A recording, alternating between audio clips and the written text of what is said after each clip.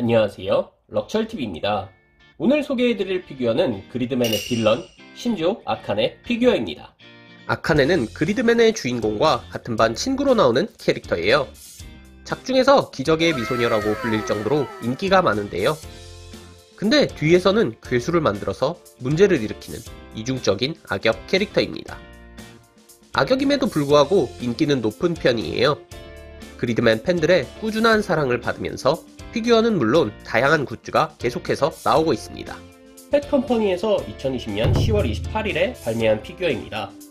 저는 코믹스 아트를 통해서 구매했는데요. 세일을 굉장히 많이 하고 있더라고요. 한 10만원대에 구매를 했는데요. 리카 피규어 같은 경우에는 재고도 거의 없고 프리미엄이 많이 붙었거든요. 근데 아카네 같은 경우에는 재고도 넉넉하고 세일도 많이 하고 있더라고요. 아마 아무래도 악역이다 보니까 리카에 비해서는 인기가 떨어지는 게 아닐까 생각되네요. 리카 때와 비교하면 박스가 좀 크죠. 이런 추가 파츠가 많이 들어있기 때문인데요. 이런 아기자기한 소품들도 잘 나왔는지 궁금해지네요. 아카네 피규어를 사실 살 생각이 예전엔 좀 없었거든요. 근데 그리드맨을 두 번째 정주행할 때 아카네 시점으로 감상을 하다 보니까 아카네라는 캐릭터가 굉장히 좋아지더라고요. 그만큼 피규어도 기대가 되는데요. 그럼 지금부터 언박싱을 시작해 보겠습니다. A few moments later. 구성품을 보여드릴게요. 먼저 파츠를 교환하는 방법을 알려주는 설명서가 이렇게 한 장 들어있고요. 그리고 아카네의 본체, 그리고 아카네의 손 파츠, 그리고 아카네의 헤드 파츠가 들어있습니다. 그리고 이 발판이 따로 들어있네요. 발판은 리카와 똑같은 디자인이에요. SSS 그리드맨의 로고가 그려져 있고요. 근데 리카는 하늘색이었거든요. 근데 아카네는 상징 색깔이라고 할 수 있는 이 핑크색으로 디자인을 해줘서 개성이 잘 느껴지네요. 아카네의 발판 조립까지 마친 모습입니다. 리카와 마찬가지로 일러스트를 바탕으로 제작된 피규어예요. 일러스트를 얼마나 잘 재현했는지가 중요한 포인트가 될 것 같네요. 발판을 이렇게 정방향으로 해서 감상하게 되면은 아카네가 약간 측면을 보게 되는데요.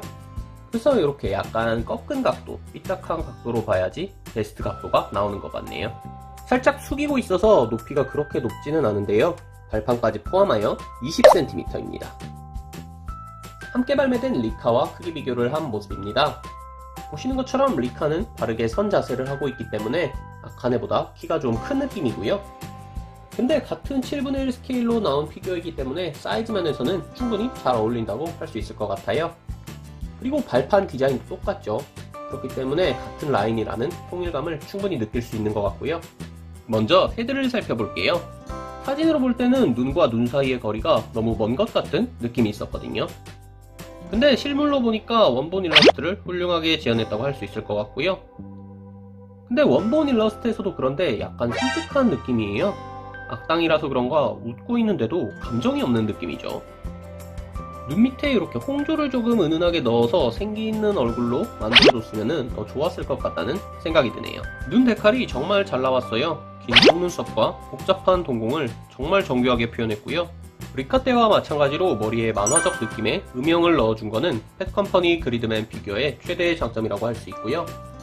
원작에서 볼 수 있는 약간 연보라에 가까운 아카네의 헤어 색감도 충분히 잘 표현을 해줬네요. 헤어가 통짜 조형이 아니에요. 이렇게 아래쪽에서 보면은 머리에 층을 낸 느낌, 이런 느낌까지 꼼꼼하게 표현되어 있는 것을 확인할 수 있습니다. 추가 헤드로 교체를 한 모습입니다. 아카네가 혼자 있을 때는 히키코모리 같은 모습으로 변해서 막 괴수를 만드는데요. 그 모습을 표현한 헤드예요. 보시는 것처럼 찌그러지고 깨진 안경까지 정말 실감나게 표현이 되어 있고요. 근데 확실히 미소녀라는 느낌은 없어진 것 같아요. 예쁘다는 느낌이 거의 안 들죠. 대신 이런 헤드셋이나 안경이 굉장히 정교하게 표현되어 있어서 소품을 보는 재미가 있다고 할 수 있을 것 같네요. 바디를 살펴볼게요. 리카가 하체에 매력 포인트가 있는 캐릭터였다면 아카네는 상체에 매력 포인트가 있는 캐릭터예요. 다양한 포즈의 아카네 피규어가 나왔지만 이렇게 살짝 숙이고 있는 포즈가 아카네의 매력을 가장 극대화시켜주는 포즈가 아닐까 싶네요. 잘 구겨지는 셔츠의 질감도 표현이 정말 잘 된 것 같고요. 여기 가슴에 달고 있는 리본에도 음영이 은은하게 들어있어서 도색의 고급스러움을 느낄 수 있는 것 같아요. 아카네가 상체를 강조해야 되는 캐릭터이기 때문에 원작에서도 이렇게 후드를 입은 것도 아니고 벗은 것도 아니고 이렇게 걸치고 다니거든요. 이런 착용 방식이 피규어로 표현하기가 좀 쉽지 않았을 것 같아요. 근데 펫컴퍼니는 이렇게 늘어진 부분에 주름을 자글자글하게 넣어줬어요. 보시는 것처럼 이쪽도 주름이 자글자글하게 들어있죠. 그래서 뭔가 큰 사이즈의 착용감과 이렇게 늘어져 있는 듯한 느낌을 충분히 잘 표현해 준 것 같고요. 이렇게 후드 부분에 뿔이 이렇게 나 있는 느낌, 이런 것도 원작을 똑같이 재현해줘서 정말 만족스럽네요. 손에는 커터칼을 쥐고 있죠. 조금 섬뜩할 수도 있는데요. 근데 원작에서 아카네가 괴수를 조각할 때 사용하는 칼이에요. 이런 칼 모양이라던가 디자인이 원작과 똑같이 재현이 됐고요. 특히 이 칼날 부분은 커터칼이 이렇게 끊어지는 부분, 그런 부분까지 진짜 섬세하게 재현이 되어 있네요. 괴수를 쥐고 있는 손으로 파츠를 교체할 수 있어요. 참고로 이 괴수는 2화에서 나왔던 인과응보 괴수예요. 담임 선생님이 자기한테 사과를 하지 않아서 담임 선생님을 죽이려고 만들었던 괴수인데요. 원작에서도 공룡 같은 느낌이 있었는데 그런 느낌을 작지만 섬세하게 재현해 놓았네요. 이번 아카네 피규어에서 가장 아쉬운 점은 치마예요. 보시는 것처럼 도색이 조금 벗겨진 느낌이죠. 정면에서는 그나마 티가 안 나는데 살짝 들어서 보면은 도색이 벗겨진 느낌이 굉장히 많이 나요. 뭔가 마감이 좀 문제가 있었던 것 같은데요. 이런 부분은 진짜 스케일 피규어에서는 나오지 말았어야 할 퀄리티가 아닌가 싶네요. 리카 피규어는 다리를 만졌을 때 실제 살결을 만지는 듯한 매끈한 느낌이 있었잖아요. 근데 아카네는 스타킹을 신고 있기 때문에 그런 매끈함은 적용되지 않은 것 같고요. 그냥 일반적인 스케일 피규어를 만졌을 때 느껴지는 그런 촉감 정도를 느낄 수 있는 것 같네요. 부드러운 촉감을 느낄 수 없다는 점은 아쉽지만 스타킹을 신어서 생기는 매력도 있어요. 보시는 것처럼 이런 은은한 광택이 굉장히 고급스럽고요. 그리고 허벅지, 무릎, 종아리에 이렇게 음영이 다 다르게 들어있어요. 그런 음영을 감상하는 재미도 아카네 피규어의 매력 요소라고 할 수 있겠네요. 지금까지 펫컴퍼니 아카네를 살펴봤습니다. 리뷰를 하기 전에 해외 리뷰를 몇 가지 찾아봤었는데요. 펫컴퍼니 리카에 비해 아카네는 부정적인 평가가 많더라고요. 그래서 걱정이 되긴 했는데 막상 개봉을 해보니 리카와의 퀄리티 차이는 크지 않다고 느꼈습니다. 얼굴은 물론 체형까지 원작을 훌륭하게 재현한 피규어라고 평가하고 싶네요.